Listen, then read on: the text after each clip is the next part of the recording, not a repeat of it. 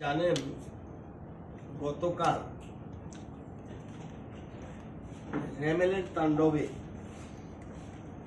রাজ্যের বিদ্যুৎ পরিষেবা অনেকটাই বিপর্যস্ত, আগরতলা সহ সারা রাজ্যে। এর মধ্যে সারা রাজ্যে প্রাইমারি যে তথ্য এসছে, প্রাথমিক যে তথ্য এসছে, এতে দেখা যায় 686টা পোল ভেঙে গেছে, 234 কিলোমিটার লাইন বিদ্যুৎ ছিন্ন,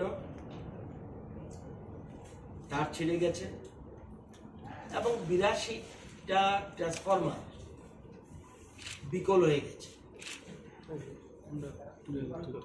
আমরা যুদ্ধকালীন পরিস্থিতিতে গতকাল এই রেমেলের তাণ্ডবের মধ্যেও বিদ্যুৎ দপ্তরের কর্মী, লাইনম্যান থেকে শুরু করে বা যারা ঠিকাদার সংস্থা, সারা রাজ্যে আমরা অনেকে বাড়িতে ছিলাম, কিন্তু তারা কিন্তু এই ঝড় তুফান উপেক্ষা করেও বিভিন্ন জায়গায়